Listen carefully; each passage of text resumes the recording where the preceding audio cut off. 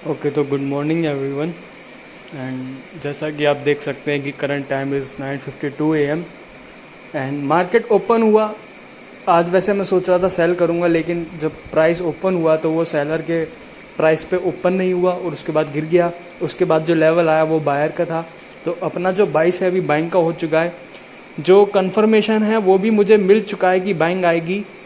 And strategy के हिसाब से अपना एग्जीक्यूशन जो है वो भी मैच हो चुका है कि हमको एग्जीक्यूट करना है। तो अभी बस एग्जीक्यूशन मैंने इसलिए किया नहीं है क्योंकि प्राइस मेरे लेवल पे नहीं है। तो मैं चाह रहा हूँ कि प्राइस थोड़ा नीचे आए, बिग प्लेयर्स लिक्विडिटी लें अपना। जो नए बच्चे हैं, जो रिटेलर्स घुसे होंगे, उन लोगों को मार्केट डराए, वीकेंड्स को निकाले, उनको स्टॉप लॉस हिट करे। तो अभी 440 कुछ प्राइस चल रहा है। मैंने जो एंट्री प्राइस डिसाइड किया है, जो मैंने पहले भी बताया है, टाइप ऑफ एसएमसी कॉन्सेप्ट्स में यूज़ करता हूँ। सारे एसएमसी कॉन्सेप्ट्स यूज़ नहीं करता, मेरे खुद के कॉन्सेप्ट्स हैं, मैं प्योर कॉन्सेप्ट्स यूज़ नहीं करता हूँ। तो अराउंड 390 पे जब प्राइस आएगा तो बिग प्लेयर्स वहाँ बाय करेंगे, अराउंड 390 से 370 के बीच। और मैं 390 मान के चलूँगा, क्योंकि फिर अगर प्राइस अगर वहाँ से निकल गया तो अपनों को दिक्कत हो जाएगी। तो सबसे मैक्सिमम जो प्राइस है मैं उसको लेके चलूँगा 390। वहाँ अपन एग्जीक्यूट करेंगे। प्राइस अभी 439 चल रहा है। एंड स्पोर्ट की अगर मैं आपको बताऊँ, 49,780 यानी 49,800 ATM चल रहा है। मेरा जो टारगेट है स्पोर्ट पे अराउंड 49,935 का है। तो 49,935 का मेरा टारगेट है स्पोर्ट पे। एंड लेकिन प्रीमियम में बताऊं तो प्रीमियम के पास स्पेस है 200 पॉइंट्स का मूव करने का। तो देखते हैं कि प्रीमियम कैसा मूव करेगा, राइट। तो प्रीमियम में 200 पॉइंट्स का मूव करने का कैपेसिटी है, लेकिन स्पोर्ट पे भी सिर्फ 200 पॉइंट्स का ही कैपेसिटी है। तो वेट करते हैं कि कैसा मोमेंटम। अभी प्राइस ड्रॉप हो रहा है तो मेरा एंट्री नियर है, तो मैं बिल्कुल पेशेंटली वेट करूंगा कि मैं अपने एंट्री पे ही एग्जीक्यूट करूँ, ना ऊपर ना नीचे। तो प्राइस गिर रहा है नीचे गाइस, एंड यहाँ मुझे लगता है अपना एंट्री मिल जाएगा अपने को। 402 पे प्राइस चल रहा है, अराउंड 390 से 370 का मेरा बाइंग रहेगा। बिग प्लेयर्स के साथ अपन बाइंग करेंगे। Let's wait. ओके, तो आई थिंक यहाँ अपन को रेडी रहना चाहिए, प्रिपेयर। चार्ट भी मैं देख रहा हूँ लैपटॉप पे, प्राइस आते ही मैं एग्जीक्यूट। ओके, तो प्राइस थोड़ा सा बढ़ गया। ओके, तो प्राइस आ गया, यहाँ मैं एग्जीक्यूट करूँगा, राइट। तो अपना एग्जीक्यूशन 9:55 पे हो चुका है अराउंड। एग्जीक्यूशन तो पहले ही कर देना था, लेकिन एग्जीक्यूशन तो मेरे को कंफर्मेशन जो एग्जीक्यूशन का था वो तो मुझे अराउंड 9:40 ही मिल चुका था, 9:40 पे। उसके 15 मिनट बाद मैं एग्जीक्यूशन ले रहा हूँ, जो बिल्कुल कंफर्मेशन होने के बाद जो मेरा प्राइस है उस पर मैं एंट्री ले रहा हूँ। बाकी जो मेरा व्यू था, जो सेटअप था, वो तो 9:40 पे ही बन गया था। तो उसके 15 मिनट के बाद हमने एग्जीक्यूशन करा और एग्जीक्यूट करते ही अपना प्रॉफिट जो है वो चलने लगा है। एंड अराउंड 350 रुपये अपना प्रॉफिट पहुंच चुका है यहाँ पे। तो लेट्स वेट करेंगे मार्केट में कि कैसा रहता है परफॉर्मेंस मार्केट का। तो अपना स्पॉट पे मैंने लेवल बता दिया है और प्रीमियम पे भी बता दिया है, लेकिन कि प्रीमियम 200 पॉइंट्स भी मूव कर सकता है। बाकी देखते हैं कैसा परफॉर्म करेगा मार्केट। तो प्रॉफिट अपना यहाँ बढ़ रहा है, लेट्स सी,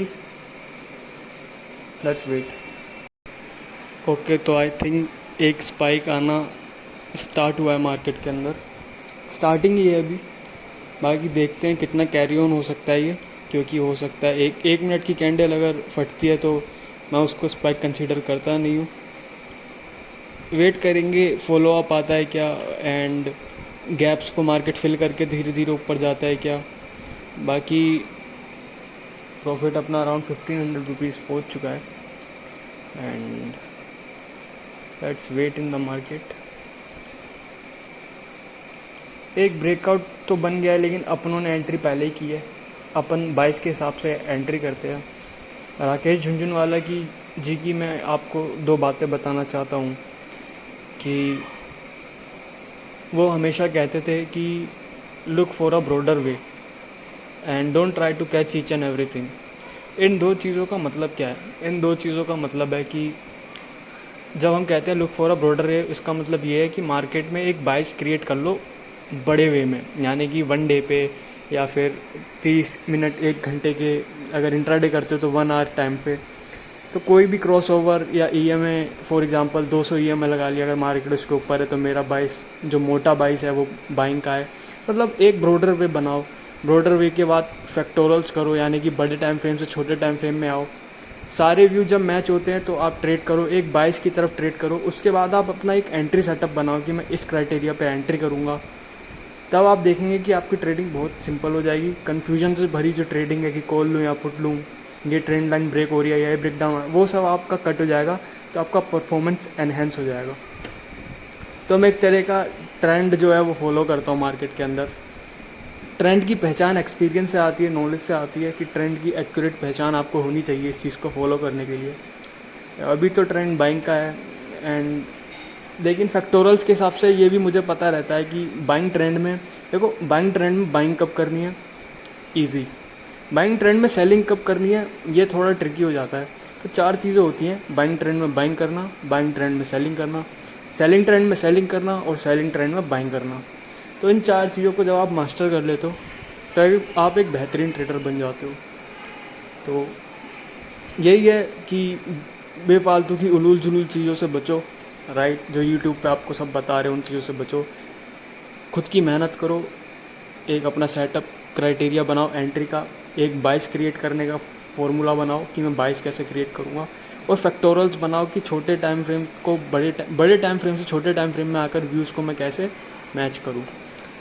इस चीज़ को आपको अच्छी मेहनत करनी होगी, आपका एक्सपीरियंस बिल्डअप करना होगा, फियर आपको निकालना होगा अपनी ट्रेडिंग स्ट्रेटजी से।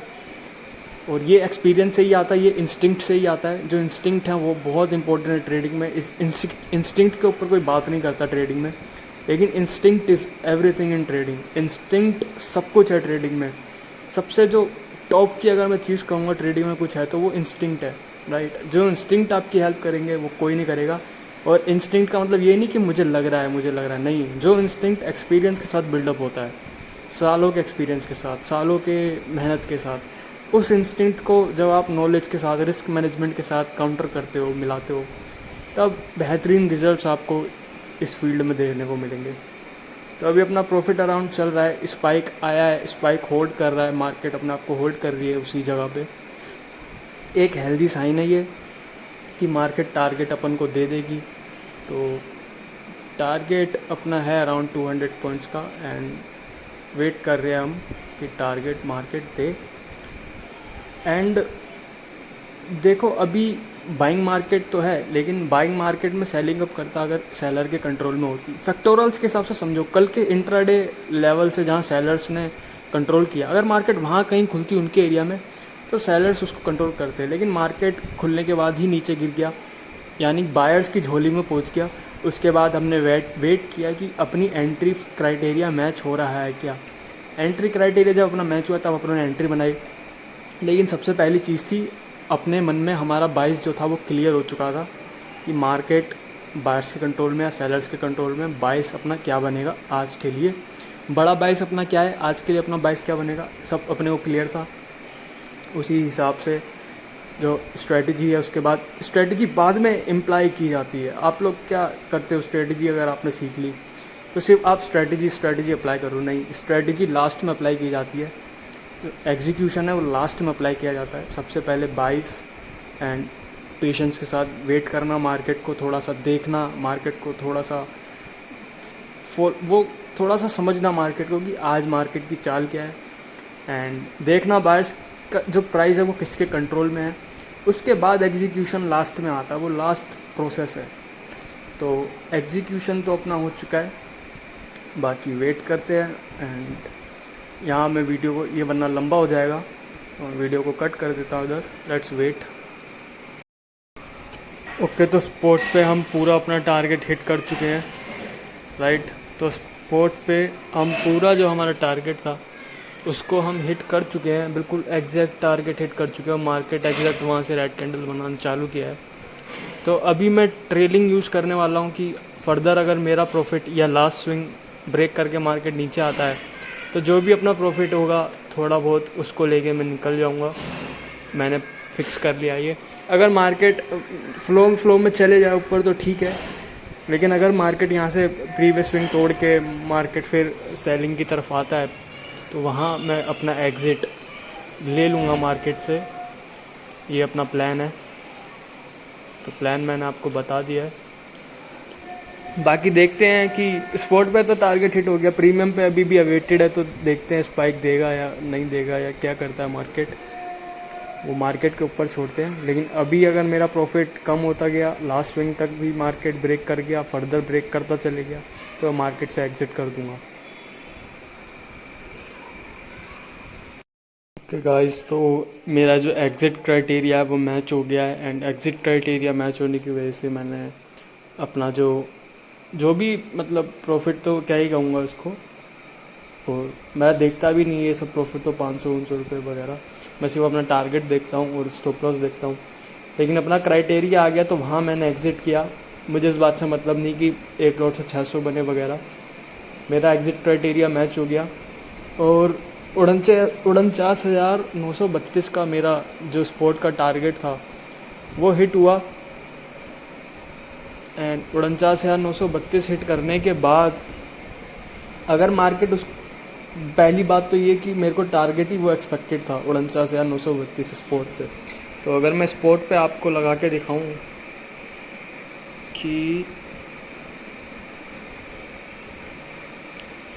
अगर मैं इसको 5 मिनट कर दूं और एक हॉरिजॉन्टल लाइन हम यहाँ पे प्लॉट करते हैं,